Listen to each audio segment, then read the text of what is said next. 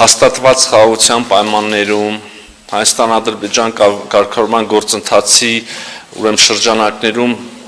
էական մի քանի հարցերի շուրջ ձեռք բերված համաձայնությունների պայմաններում այդուհանդերձ մնում են որոշ հարցեր, որոնք դեռ լուծման կարիք են զգում եւ հավելյալ ջանքերի կարիք են զգում, լուծված չեն ըստ էության այս պահի դրությամբ եւ հենց դրանցից մեկը կամ առաջինը Բաքվում պահվող պատանդարված անձանց գերիների ուրեմն ազատ արձակման հարցն է։ Մենք ամենօրյա մեր աշխատանքն ենք իրականացնում այս ուղղությամբ, ոչ միշտ տեսանելի, ոչ միշտ արդյունավետ, հակառակ դեպքում հարցը վաղուց լուծված եւ դուրս եկած կլներ օրակարգից, բայց մենք իրականացնում ենք այդ աշխատանքը։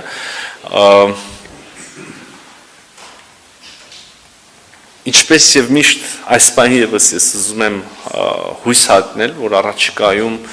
մենք այս առումով լավ նորություններ կունենանք, համենայն դեպս մենք չենք դադարում մեր ջանքերը եւ բառացիորեն երեք նաեւ Շարմ Շեյխում տեղ ունեցած այդ խաղաղության գագաթաժողովի շրջանակներում կրկին մեր ադրբեջանցի գործընկերների հետ քննարկել ենք այս հարցը։ Այնպես որ հուսանք, որ մեր ջանքերը դրական արդյունքով կպսակվեն առաջիկայում։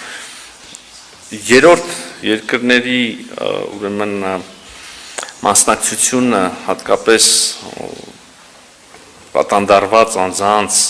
վերաբերյալ տեղեկությունների փոխանցման համատեքստում իհարկե կարևոր է, հատկապես հաշվի առնելով այն հանգամանքը, որ Կարմիր խաչի միջազգային կազմակերպությունը դադարեցրեց իր գործունեությունը Ադրբեջանում, իսկ գիտեք, որ մեր աշխատանքները այդ առումով, այդ ուղղությամբ հիմնականում այս խողովակով էին արվում, եւ այժմ, այո, այդ հարցը եւս շատ արդիական է եւ այդ բացը որևէ կերպ պետք է փորձենք լրացնել։ Իսկ առհասարակ այս թեմայի համատեքստում ուզում եմ ասել, որ մեր աշխատանքները